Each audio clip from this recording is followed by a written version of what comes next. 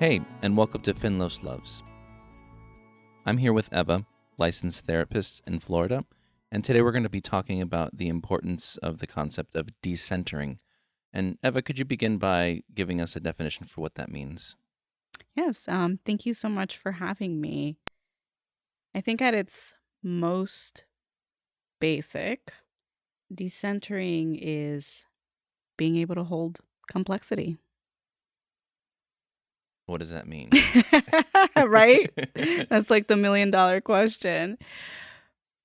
I mean, I think it would greatly depend depending on who you ask and cultural context, but it's an understanding that we ourselves as individuals are not the center of the universe.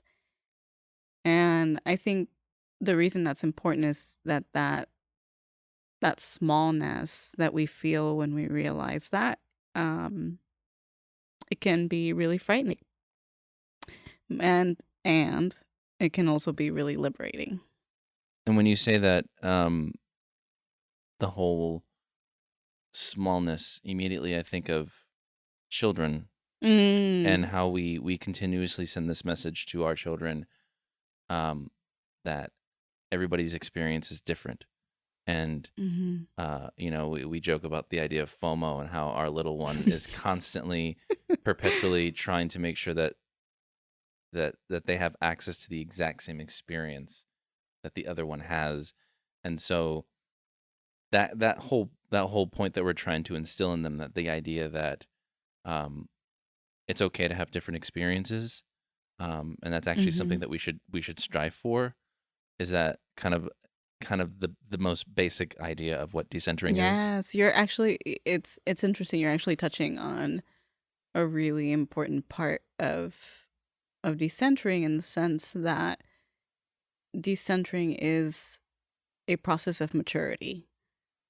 And so it's developmentally normal for young children to have this sort of lack of understanding that the world doesn't revolve around them.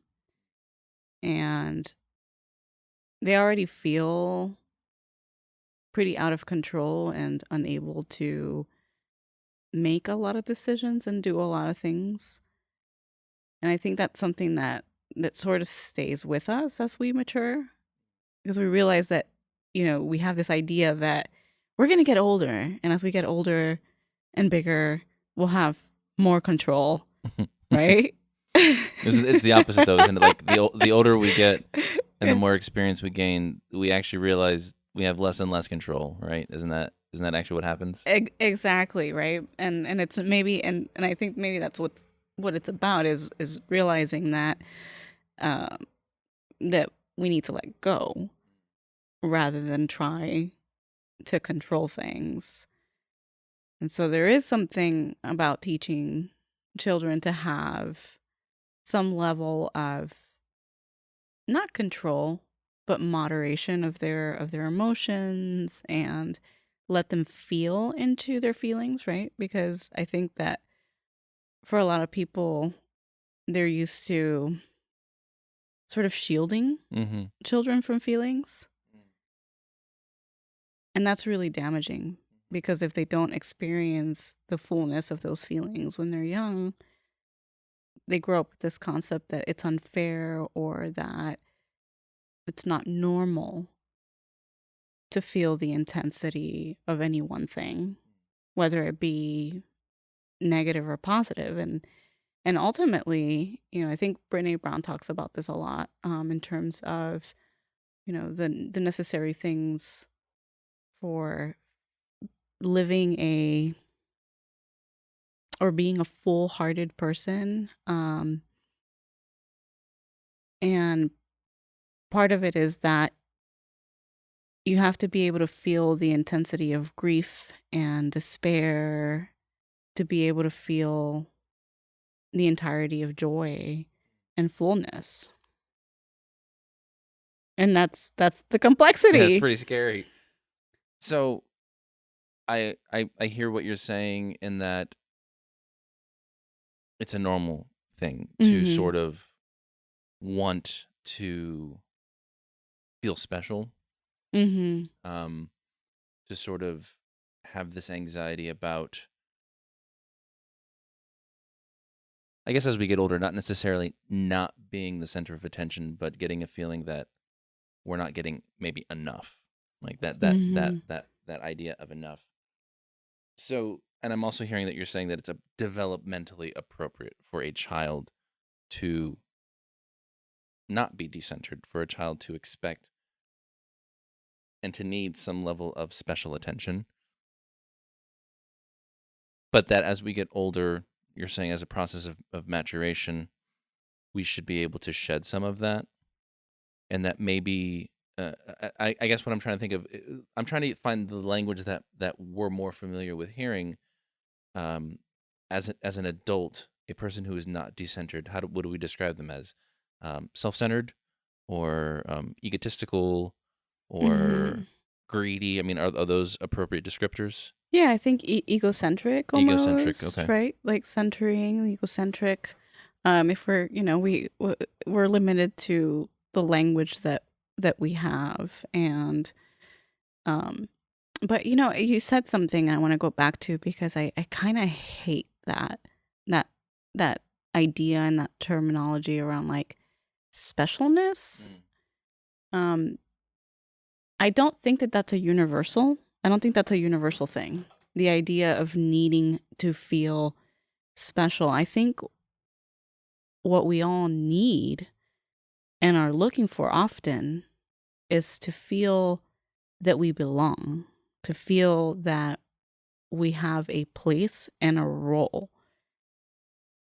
I think in a more individualistic society, Mm. that loses its meaning, or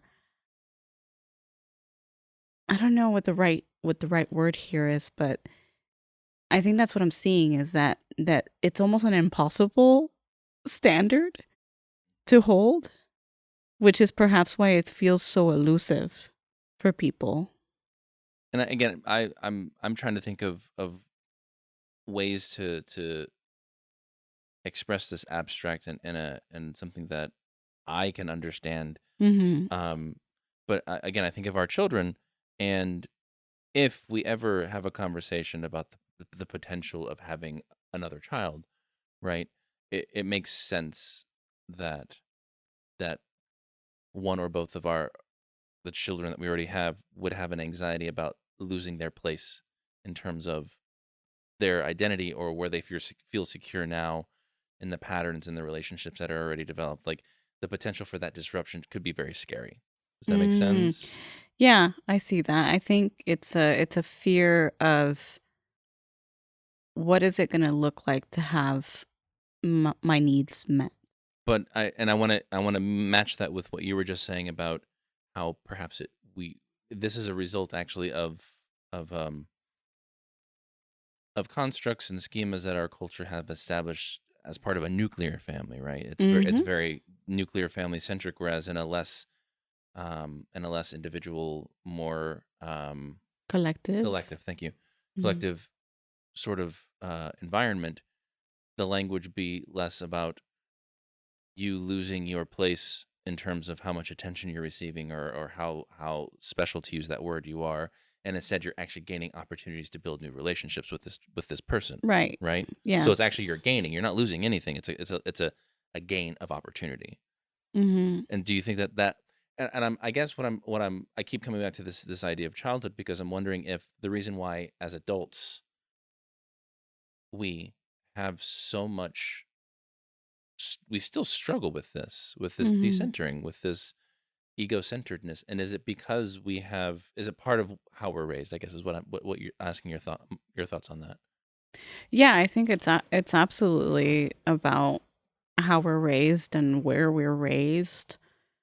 I think it's impacted by a lot of things. I think it can be impacted by having parents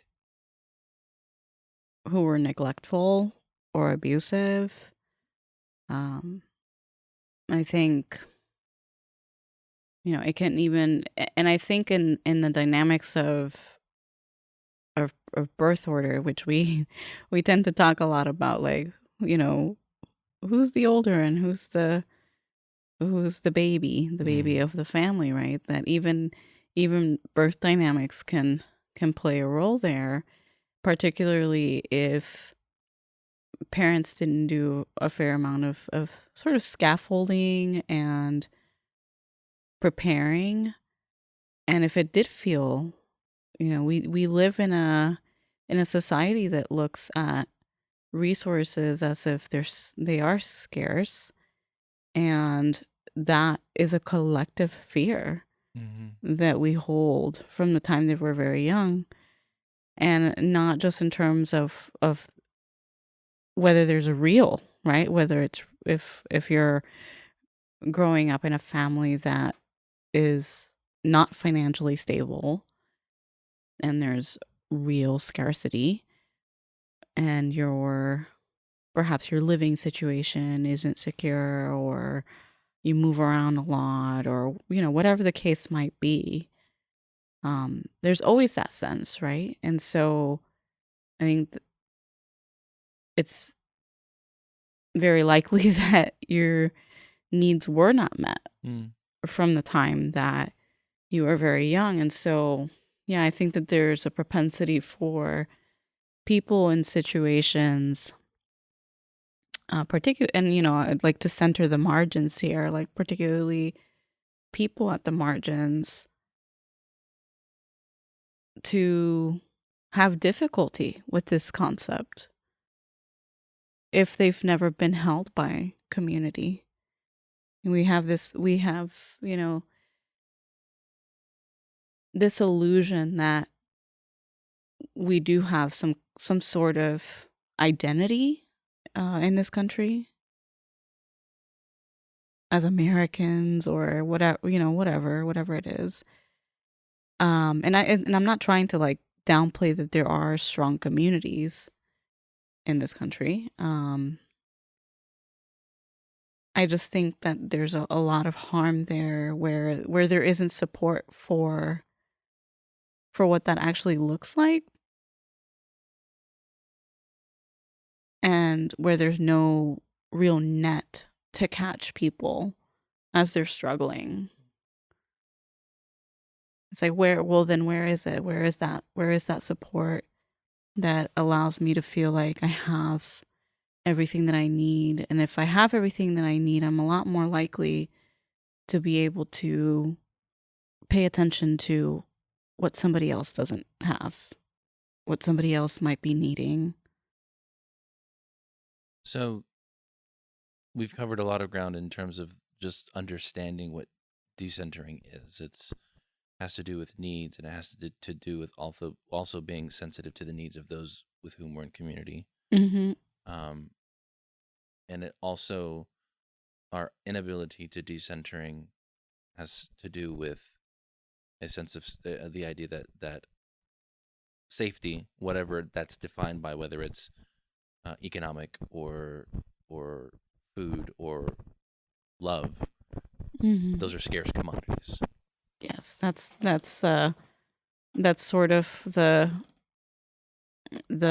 water that we're swimming in. Mm. Yeah. So then the inability to decenter, or and I'm reiterating, and for our listeners, I'm sorry if this is becoming redundant, but it's almost a hoarding. It's it's Mm. the idea that we're trying to constantly gather as much, and in relationship terms, which is what we're going to get to. Mm-hmm. It's we're trying to claim as much of that as we can all the time.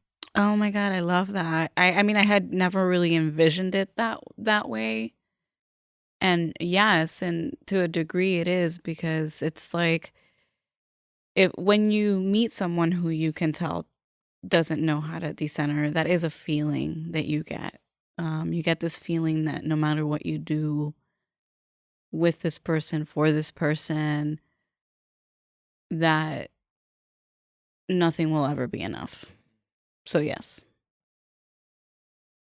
So what is the consequence if you have a relationship strong relationships, I think is what we're talking about, whether that's strong, intimate friendships or romantic or sexual relationships. These are ideally relationships that are a give and a take, where Mm-hmm. there's a sharing, there's an exchange, there's reciprocity. Reciprocity. Yes. But by definition, if somebody can't decenter, it's a constant taking. Ugh, yeah. So what happens if both are constantly taking? Like what does this then look like in terms of relationships? Yeah. It's I mean, I hardly ever see a dynamic where it's two people trying to take. That's not often the case.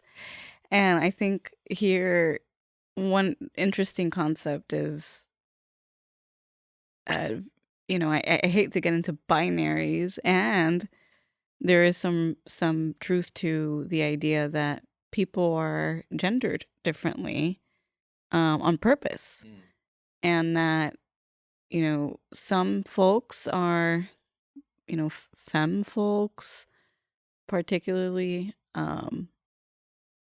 whether that be people assigned female at birth, or a lot of trans women, as and I would venture to say gay men as well, are expected to do the lion's share of care, of caring and giving, whereas people who are gendered more male, or assigned male at birth, or socialized in such a way, are often a sort of, when it comes to emotional nurturing specifically, are gendered more to sort of like be more demanding almost, which is it's almost contradictory in some ways, because we teach a lot of young people assigned male at birth that they should be independent. Mm-hmm. And yet, the dynamics that I see come up in therapy are very different, right? Behind closed doors, that's where the neediness is showing up. It's where and it shows up very often as this inability to decenter, to look at the needs of others, and needing a lot of catering to, basically. And it sounds like you're describing almost an intergenerational grooming, where Mm-hmm. you have generation of girls, female body people, who Or not female or not body. female body people, but Mm-hmm. femmes, Yeah. who are raised with this very specific image of caring, and then um, they grow up, and then they end up in a very similar relationship as adults as their mothers were, and that's the Yes. model that they've kind of inherited. So it becomes, so the I don't often see two people who are both taking, because it wouldn't work. Usually you have the opposite concept. You have like a pull push dynamic, or a dynamic where one person is taking a lot and the other is giving a lot, and the result is that the person who's constantly giving often becomes resentful and tries to equalize the situation, and in a lot of relationships it just ends in failure. It ends in the failure of the relationship. If it's a communicative relationship, often the person's trying to communicate it for a period of time before it really gets to the degree that person decides that it's not a situation that's going to be resolved. And then I can imagine that the other person, the taker, becomes resentful because all of a sudden the giving is cut off. Yeah. Oh my gosh. Well, I think it likely can happen in different ways. It can happen in them feeling resent, and then seeking those let's say those resources elsewhere. Infidelity. Infidelity could be one way. Yes, absolutely. It can be other things too. It can be massive consumption of, of media. It can be um, obsessions with hobbies. It can be, So you have you to, it's know, a different form of hoarding. yes, If to exactly. use this model, if we're talking about an emotional hoarding, and all of a Mm-hmm. sudden the addiction has been cut Mm-hmm. off, to mix metaphors, you're gonna find Right. something else to try to fill it with. Yeah, it can be anything that honestly anything that's going to restore that sense um sort of like closeness, nurturing, and really, if we're going to be real, like take it to the level of neurotransmitters and body chemicals. Like, you want your oxytocin, you want you know your feel good hormones, basically. And so if you can't have it interpersonally, you can get it in other ways. So it sounds like what you're describing is that a relationship founded on at least one participant being de not being decentered is not healthy, It's not healthy. to say the least, and potentially catastrophic. Yes. And I'm also, I think, trying to validate that that is what we're teaching kids often, unfortunately. And obviously, I think that what we're trying to explore with this conversation and to validate is that this is not a rare thing. No, This it's is not. obviously describing the vast majority of, not, I won't say vast majority, but a lot of people Mm-hmm. are either in relationship with somebody who can't decenter, or are themselves struggle to be able to identify or empathize or extend their understanding to potentially account for those of others. Yeah, and to a degree, we glorify some of the ways that people excuse not being able to decenter, by way of let's say capitalism, for example, like the idea that you are strongly driven and motivated by your work, for example, Mm-hmm. can be one great example, right? Like, who's going to be like, oh, you're not able to decenter because you're a workaholic? Or Mm. often that's I mean, yes, we see the issue. And I've heard recently of a friend of mine was told by a colleague, just remember, work is not going to love you back. And That's yeah, pretty profound, actually. yeah. And it's true. Love isn't something that work gives you. And yet you have these organizations. And I think this is another individual who brought this to my attention, that you have these organizations that literally feed on our fears and our needs for belonging by trying to create what essentially mimics a family in the workplace. I mean, the manipulation of that. I can't start to deconstruct that, but because yeah, there are situations where, we all make friends at work, right? We spend 8 hours Mm-hmm. of our day at work and at school, and we're bound to build close relationships with some people. And yet, more often than not, these are definitely not the people that are going to care for us when we're sick, Right. who are going to sit with us through our deepest grief, and hold back our hair when we vomit because we've had too much to drink, because we're depressed. These are the realities. And yet, But yeah, yeah. I'm sorry to cut you No, off, but no, like the no. second that we don't meet that work Right. thing, we are held to feel shameful or as failures because we let down our work family. Right. And that's the sort of like the inherent manipulation. And I think for, for me, I can say that, there's like this, you talked about like you said something about like this idea of like self-sacrifice, right? Earlier. It's, that really preys, I think, particularly on people who have been taught that it is their job to self-sacrifice. Right. The people who work so hard, they work so hard to the point of burnout. Mm-hmm. And it's unfair because we praise and Mm-hmm. we glorify all the way up to the point of burnout, because the Mm-hmm. moment that they burn out, they're failures. Oh no, then it's your fault because Right. self-care. Right.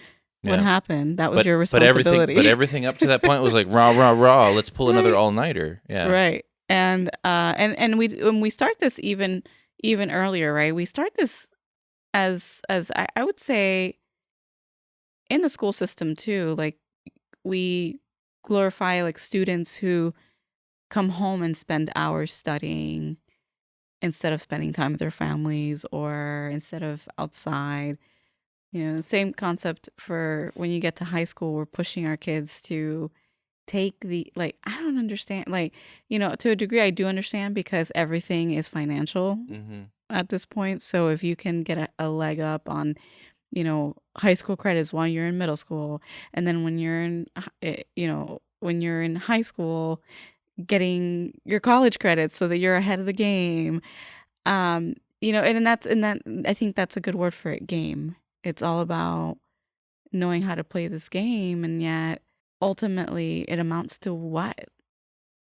Like you get to adulthood, and you start to realize that you need to unlearn so much of what you were taught, and it feels like you're starting completely over.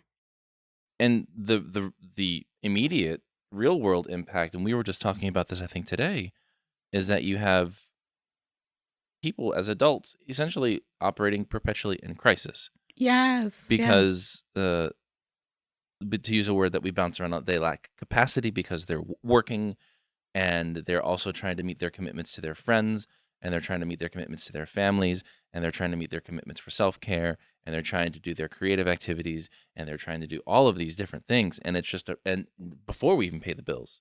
And so we have this perpetual crisis. And then the simplest example, as we're walking our dog, you ask the question, don't they care about, picking up their dog's waste, because it immediately impacts our drinking water. And obviously the answer is no, because how could we think even about something so small Hmm. outside of our own frame of reference, because we are out walking our dog, but we're not really walking our dog. We're texting, or we're not enjoying the that experience, as simple as it is. We're perpetually in crisis, which only reinforces this constant need to grab at anything that could just fill in those Hmm. holes Hmm. and not connect us, to keep us remained isolated. Yeah. Well, and I think it's you know it's larger than that, right? We're not just disconnected from one another and how our actions impact one another, but um there's I'm trying to remember the name of the woman who wrote the book, um but that everything even goes back further to how we treat or how we're in relationship to the earth too. And so that example, the dog poo example, it's like I care more about my dog than I care about my drinking water and your drinking water and our kids drinking water is such a profound statement on like the here and now, and no connection to past or future. And so really just being a disembodied people Mm. and how could you care about the ground you're standing on if you can't care enough about the body that you're in?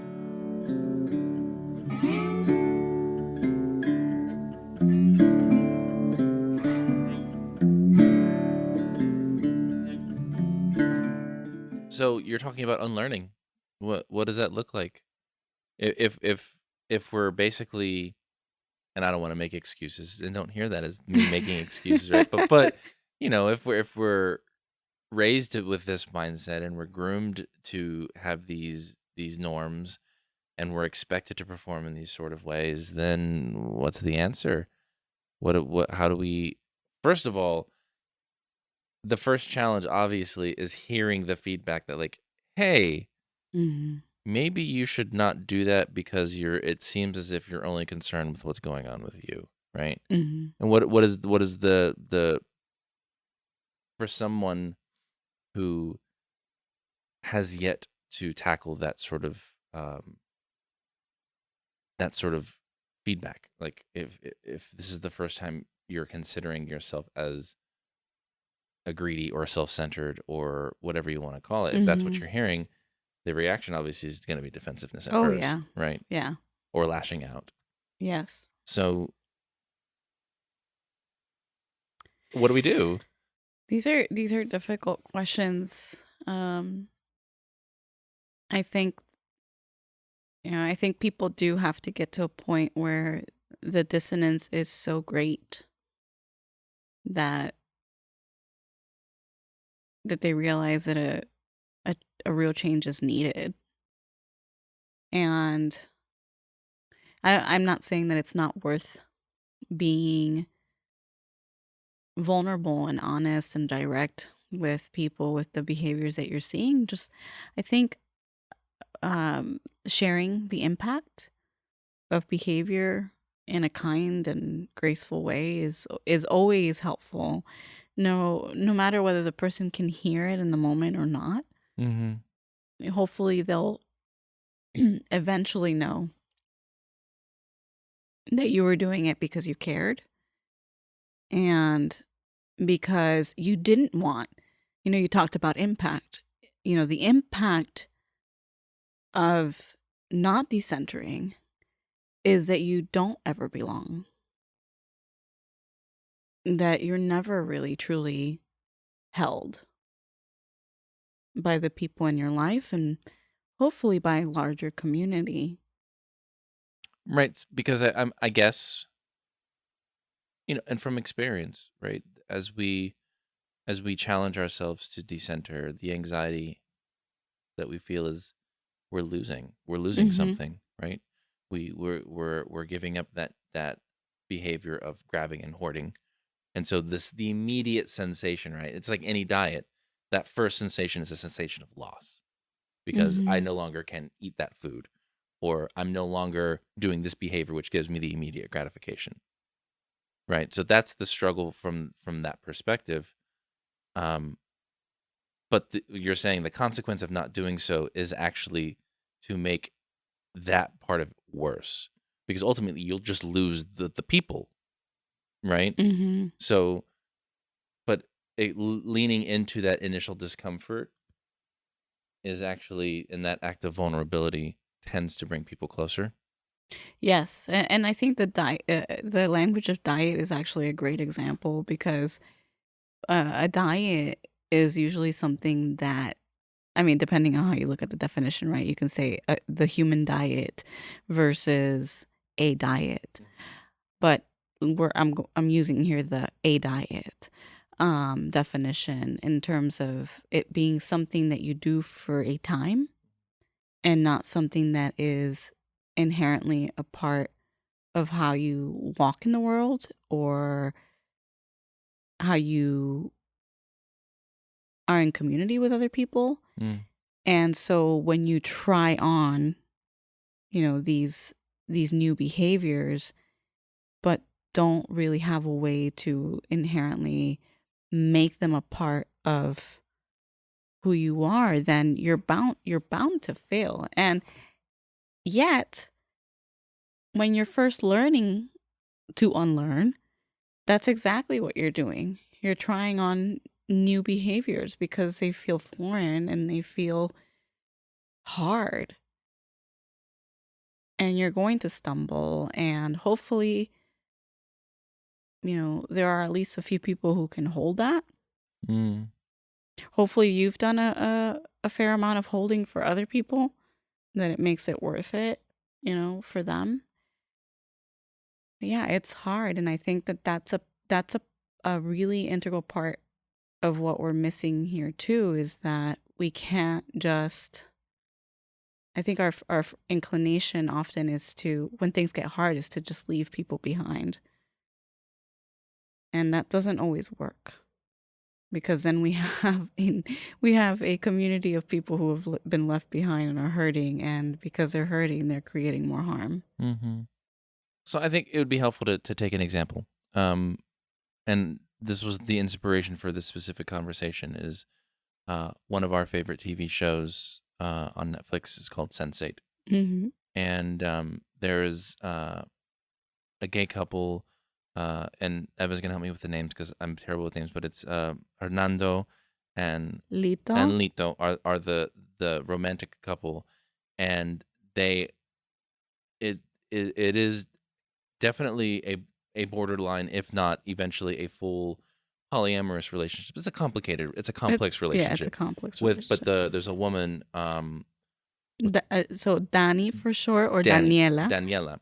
So the scene is hinging on the tension or the conflict that Lito is a professional actor in Mexican cinema, and he has kept his sexuality secret to protect his professional life. But he's being blackmailed, and somebody has, because Daniela took photos of Hernando and Lito while they're intimate. Her phone was taken, and it's now being held as a threat to out Mm-hmm. the relationship. So that's the setup. So Lito's reaction is to panic and go to the worst case scenario, Mm-hmm. which is my life is over, my career is over. What's the word that we use for that? Catastrophizing. He's catastrophizing. My life is over. My work is over. I'm gonna die. Literally, he Mm-hmm. says that I'm gonna die. Mm-hmm. And his entire life breaks down in a matter of seconds. Mm-hmm. And then on the opposite end, Daniela, who feels guilt and shame and embarrassment and all of these complicated feelings for having done this without permission, having taken the photo without permission. So she feels like it's her responsibility that this has happened. She martyrs herself. She sacrifices herself, and she says, I'm going to make this right.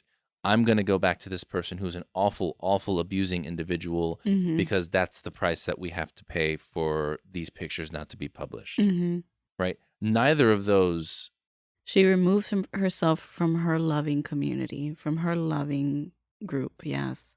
But it's still, is that still a that's not being decentering, though. It is decentering. It is decentering. It is decentering. It's an exaggerated way to decenter. That again, it's very much. I love that you use that example too, because you remember because they're Mexican, and Lito at least comes very much from the telenovela background. You have this like sort of high drama, and what I love about telenovelas and by extension some of the more graphic fotonovelas and historietas is that those gender dynamics, I think it happens in other cultures too, like in animes and stuff like that. The cultural representations are basically caricatures, right, of how we gender. And so even though Lito is not actually this person who he's pretending to be, through his films and through his acting and his life, doesn't feel safe being who he really is. And Daniela, on the other hand, has a certain amount of privilege and not at the same time, and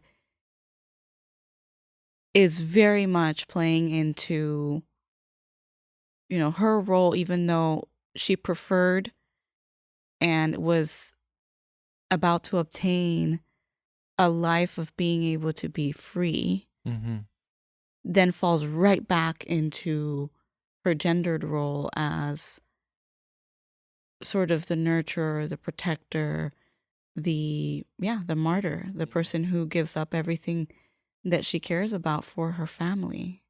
So she's actually living into the ideals of what it means to be a loving, nurturing person at her own detriment. At her own detriment. Yes. So then what's the middle ground? Who the third character? Right. I think that, and it's great because Hernando is sort of the plays both, right? And Nando is like this sort of I almost want to say like uh very masculine and very feminine. It's great. It's like a sort of gender fluid character, and is the sort of linchpin between the two. He understands what he's losing, and yet, there's this really wonderful scene. I don't know if you want to talk about it or if you want me to talk about it. Please. He's in the middle of teaching a university class. And university institutions are generally progressive spaces, and he's teaching about art, of all things, and very passionately teaching about art. And all of a sudden, one of the students has caught wind of this picture that has been released, because it was released, and makes it project onto the screen in the middle of class. And, Hernando's being ridiculed, and he owns this little, like, the student who did it. Like, he looks at him, and I think the student asks something along the lines of like, is this art? Is this art? Yeah. Is this art? And his response is priceless, and I just, like, I can't do it justice right now, but it was. And what he does, and to add to what Eva is saying, Nando, in his own words and in the words of the other characters, he's perpetually seeking beauty. Mm-hmm. So on one extreme, he loves wrestling. Mm-hmm. He loves luchadors. Mm-hmm. And he loves to go to live matches because he loves the energy and the intensity, but he also views the it costumes very much as a dance. Yes. But he, in the same vein that he loves teaching art and going to museums, because it's all art, it's all beauty.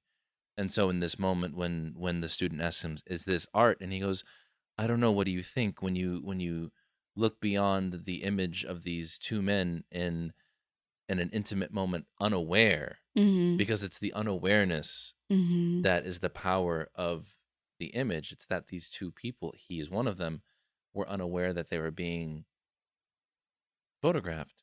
What you see then is true intimacy, Mm-hmm. and you see the beauty of these two people in a vulnerable moment, Mm-hmm. experiencing the love of each other's physical Mm-hmm. and emotional intensity. And it's just so powerful because he completely owns, exactly as you said, Yeah. he owns not just the student, but he owns the moment. Mm-hmm. And it comes at an incredible emotional cost, because he has to remain strong in that moment. Yeah. And the class ends, and he has, the moment of like deep exhalation, because it's a charged thing to do, but it's very powerful. And he, I think, epitomizes that idea of decentering, because to go back to the crisis moment when Daniela goes to one extreme and Lito goes to the other extreme, Hernando he says, what's the worst that could happen? Mm-hmm. Like when we actually look at what the worst that could happen is, People get to find out who we really are. right. Isn't that also liberating? And then our community is true because Mm-hmm. this is we can be who we are, Mm-hmm. and it's a really powerful moment. I think the other thing that's amazing is that he's there to teach, and very much uses that as a teachable moment in the classroom. And there are so many moments to teach one how to decenter. I think the other really important part, and I hope that we're not ruining anything for anyone who might want to see the Spoiler alert. show. Yeah, so don't listen if you're hoping to watch the show. It's a minor subplot. It's fine. I don't know about that, but um, that Hernando, despite all that he and Lito are about to lose, specifically doesn't want Daniela to go, and eventually leaves Lito because Lito kind of saw that as the sort of like the fix. Okay, Daniela goes back, great. And Yeah, he's willing to accept it. yeah, He's willing to accept the fact that Danielle is going to go sacrifice herself yeah, because it'll fix the problem. yeah. Yep. So that's why I said that, like, that's the difference between, like, when you were saying that Daniela was unable to decenter. I disagree. I think Daniela very much was decentering. I think she was doing it in a way that was harmful because she was then, betraying herself in that. And I think self-betrayal is just as harmful as not being able to decenter. It's like you decenter so far that you're basically like past the margins, Right. basically. Right. Yeah. And as a second example, and this one maybe you'll be a little bit quicker, but we're presently watching another show on Netflix called Sex Education, and so this one might be a little bit more spoilery. So if you Mhm. haven't seen the show, you might want to just fast forward past this part. But the main character Otis and his best friend Eric, they have a ritual that they do every year for Eric's birthday, where they go to see Hedwig and the Angry Inch, and they dress up in drag. And Otis makes the commitment to go together, that they'll ride the bus together, they'll go Yeah, it's their together. tradition. And long story short, Otis doesn't follow through. He's distracted. He allows himself to. He chooses to. I won't. That's a very passive way. He Mhm. chooses not to meet his commitment with Eric, and as a result, Eric ends up going alone. He's robbed. It's the worst case scenario for a person of color who is gay, who is also in drag, like Mhm. all of the worst things that you Yeah, they didn't pull any punches. no, he's mugged, he's left alone, and then he's beaten up. Mhm. And we feel so terribly for him. And he calls, and is he calling his mom? Is he calling his dad? And it's so great that and it's such a powerful moment of vulnerability for him, because he says, I needed to call somebody where I would feel safe, and I called your mom to come to your house because that's where I Mhm. feel safest.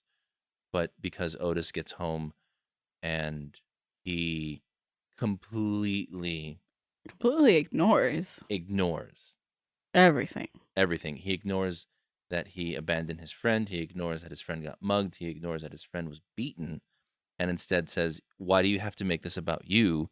You are the one who's self-centered. I was trying to do this thing to help this other person, etc., etc., etc. And it's painful to watch. Yeah. It's like it's telling that at first he doesn't even notice Eric's face. Right. Eric's got bruises and an open cut on his face, and is not just that, but his demeanor and his you can visibly see that he is in shock. Yeah. that he's gone through some kind of crisis. Yeah, and the acting in that moment is phenomenal. Yeah, it really was. And I just like your heart goes out and you want to, any normal well, I don't want to say any normal human, but most humans want to be there and just like hold Eric's hand, like hug him and um and try to reassure him that the world is just not that horrible Mm-hmm. all around, even though horrible things happen. And so Otis recognizes finally that his best friend has been hurt.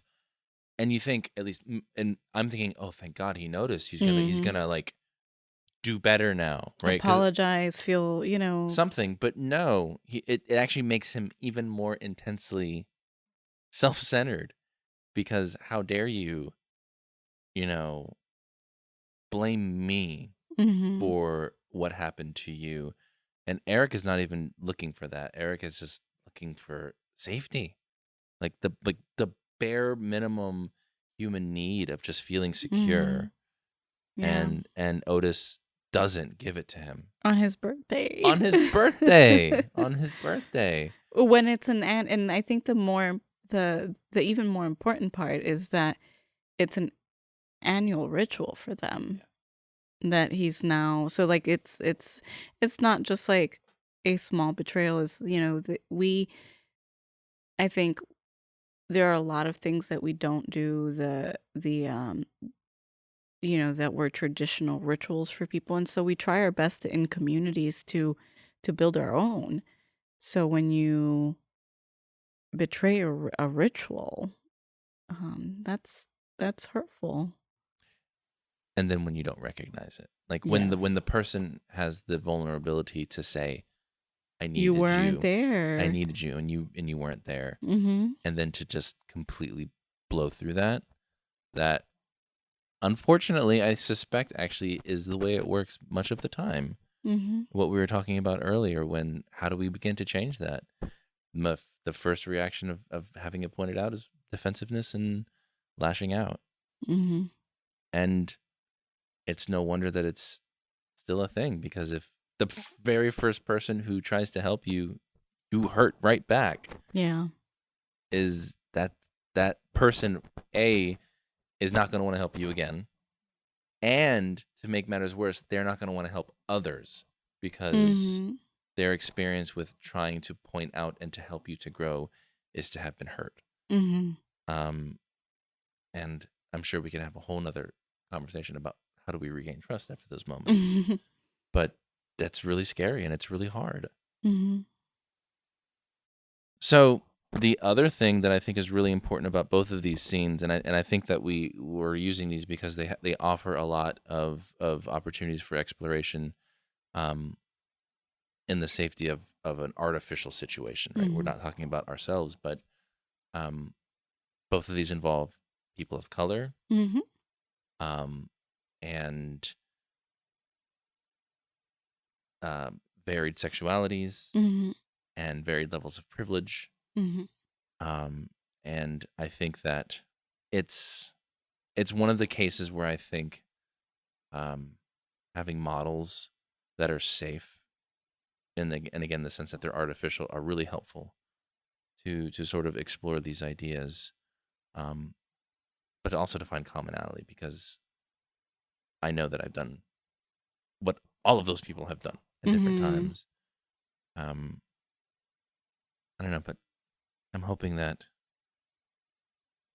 by talking about this, that we can normalize it, Mm-hmm. and offer some hope. Yeah, I think that we've often taken things like movies out of the realm of what their intention is often, right? There was a time that storytelling was very much about that, was very much about teaching us lessons for us to really integrate. And now, unfortunately, when we consume media and shows on Netflix, we do so in a way where we're not really thinking very deeply about the content area. we're thinking about it in a very surface way, like, oh my God, can you believe they did that? Mm-hmm. And a lot less like, oh wow, I've done that.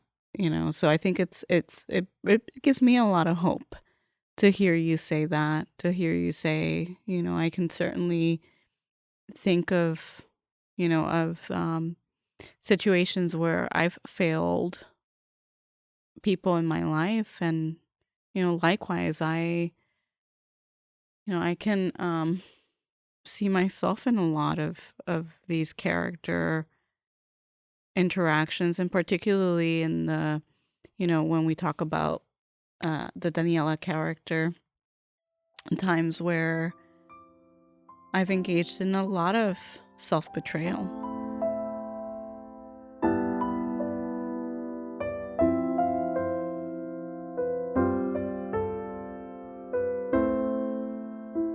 So I think we should wrap up with a little bit of practice. Okay. So I'm going to be your client, and I'm going to come into your office, and I'm going to say that my partner has indicated that there have been times where they have at first hinted and then over time explicitly stated that they have experienced moments where they were expressing needs of support, Mm-hmm. and that I was unable to disentangle myself from my work to make them feel loved, to make them feel safe, to make them feel secure, and so that our relationship is now at risk of falling apart. What is something that I can do that is a smart goal, Mm-hmm. something that I can integrate into my daily life to begin the process of, I won't say, let's use the diet analogy, Mm-hmm. of trying on a new behavior. Mm-hmm. What is a simple thing, a simple technique, a simple strategy, even a conversation starter that I can have with my partner to let them know, first, that I've heard them, Mm-hmm. second, that I want to change, Mm-hmm. and third, that I'm beginning the process? Like, is that a reasonable? Is that like a reasonable order of operations? Does that make sense? Yeah, I think so. If the person, I think it's a good sign when anybody comes in for therapy, assuming that the first thing out of their mouth isn't, "I'm here because my wife wanted me to come."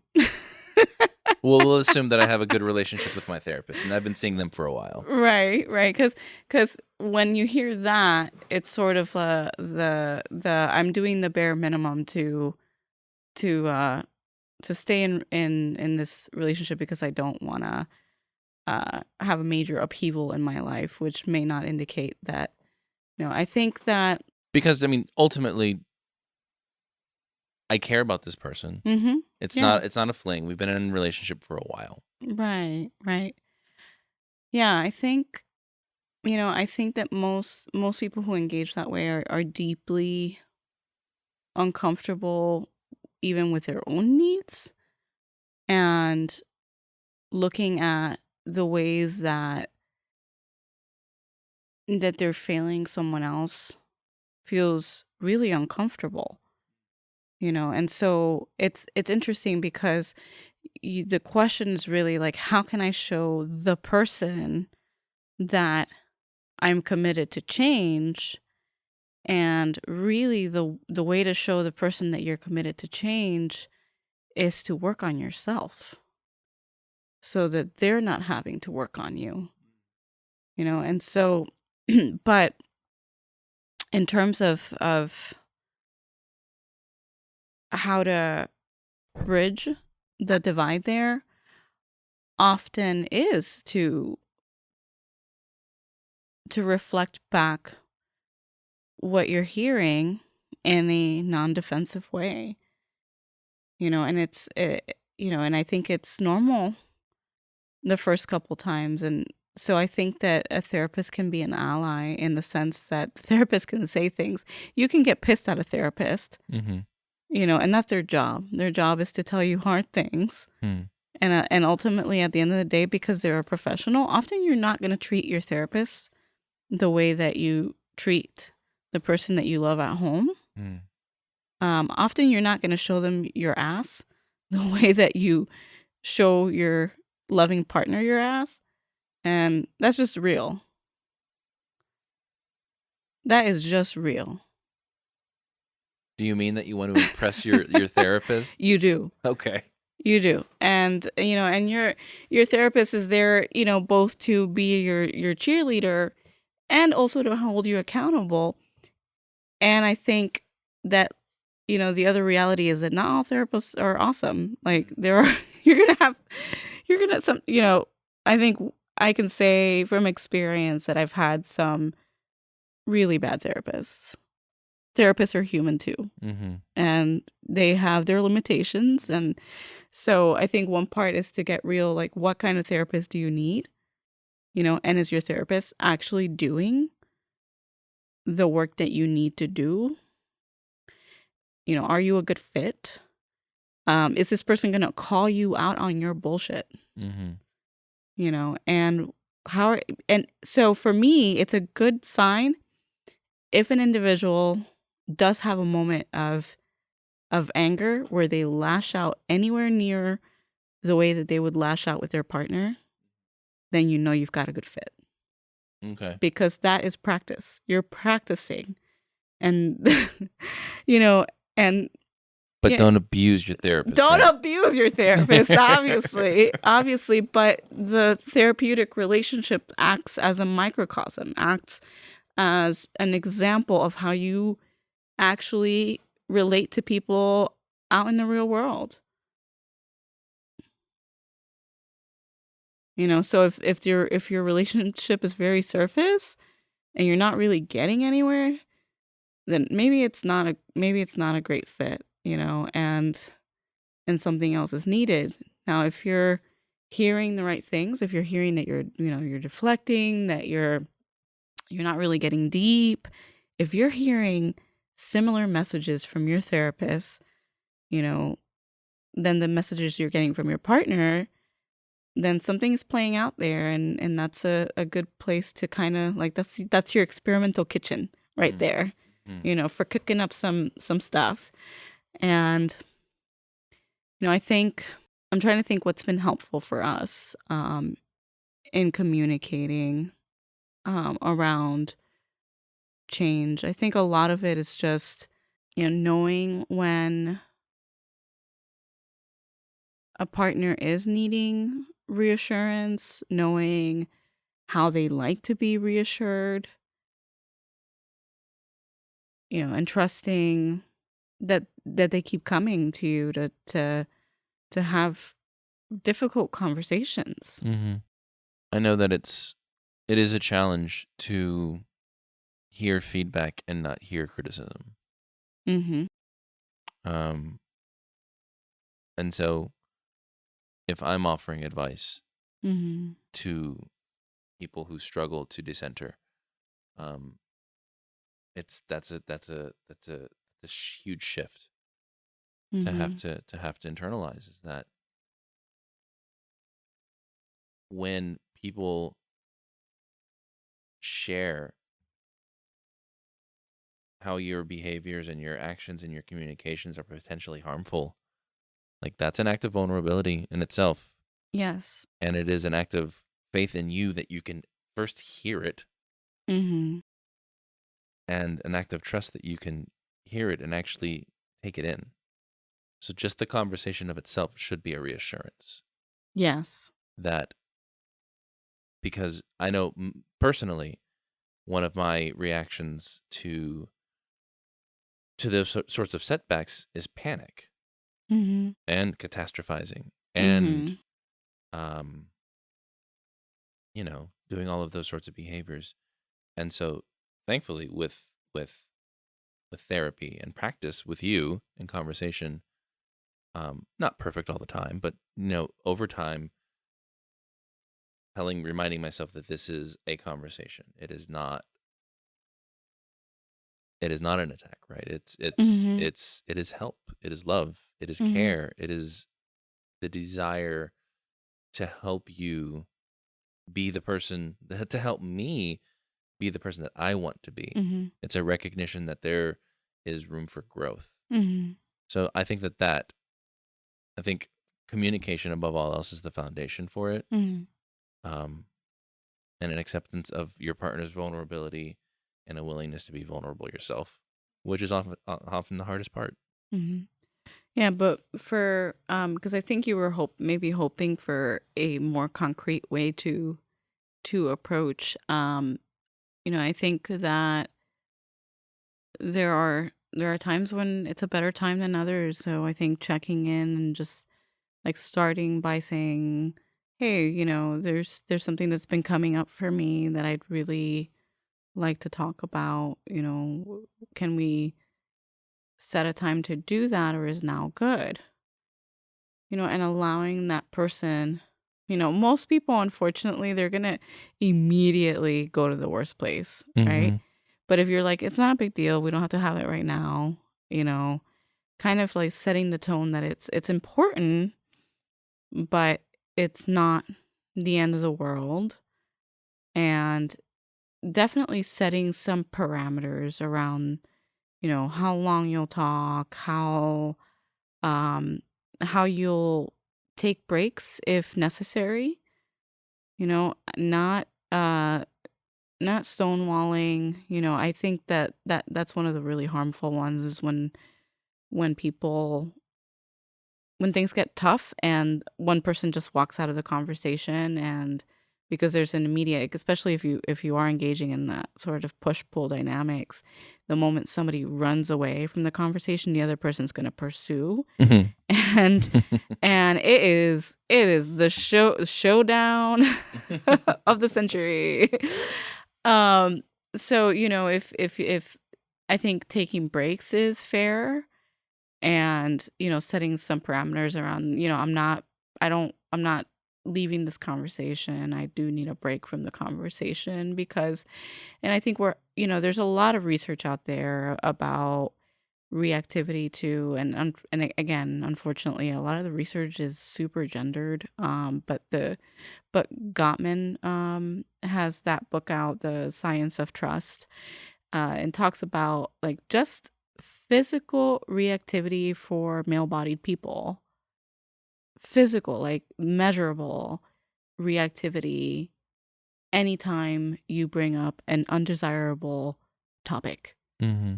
and their system immediately goes into fight or flight, and so that's a reality, apparently.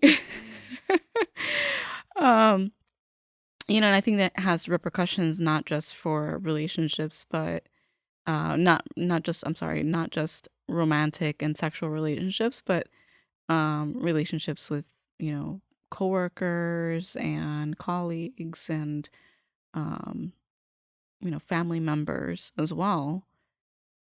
I think they specifically found that, if the situation gets pretty heated, it's at least 20 minutes, at least a 20-minute break Mm-hmm. during those periods. Let those hormones kind of resettle. Mm-hmm. Mm. Yeah, and that's with no, when you're adding in concepts of like trauma and, you know, mental health, then you have a completely different ballgame, because, then triggers enter the landscape. And so, they say that knowing your partner's triggers, if there are some, is a love language unto itself. Knowing when something is coming up for your partner becomes really important, because you can name it, and the moment you name it, you can really bring down that level of not just insecurity, but that level of nervous system activation. So sort of like a de-escalation of the situation by just naming. I can tell like something's coming up for you, and I'm wondering if it's related to, I know that, I don't know, you can say, I know that you always felt so highly criticized when you were a kid. That might just piss them off though, so you never know. You never know. Any closing thoughts? Just knowing that it's always going to be a work in progress. We should always be growing. It's hard though, It is hard. but worth it. Worth it. Absolutely worth it.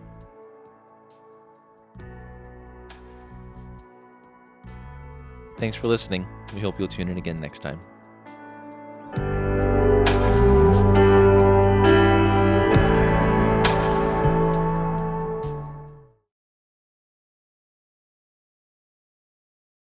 Hey, and welcome. It's a blooper. Blooper. Blooper.